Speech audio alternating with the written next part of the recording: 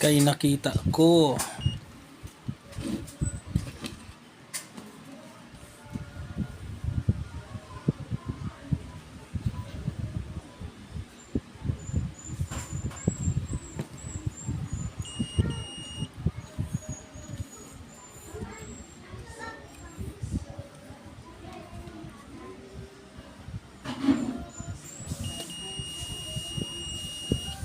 Pagdating dito wala na oh.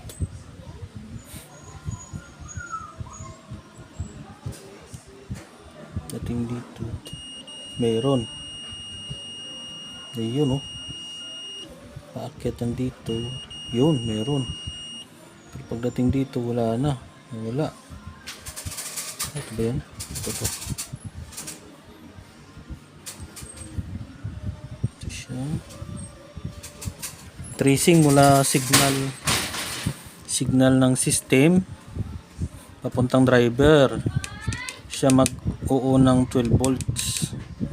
Dito namang driver siya mag-oo ng relay papunta dito. So hindi siya nag-on dahil ito yung problema niya oh.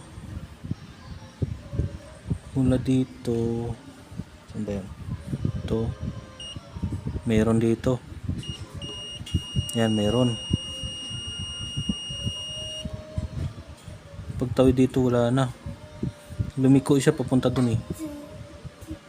Wala na. Pero mula dyan papunta dun sa resistor papasok ng driver meron. You know. Yan. Dito meron din.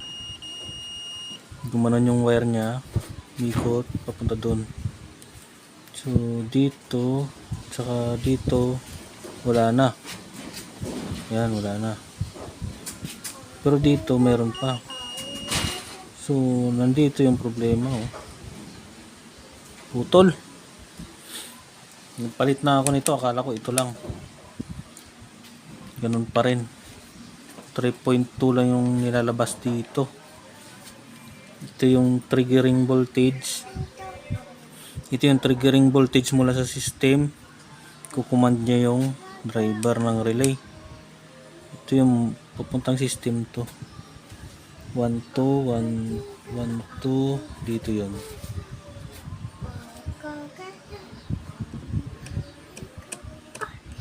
Tumagos yan dito sa system. Hanapin natin kung saan napunta. Yun.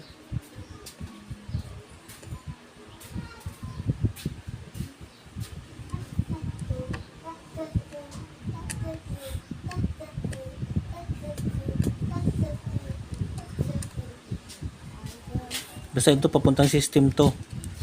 Hindi na natin susundan dahil dito lang siya naputol.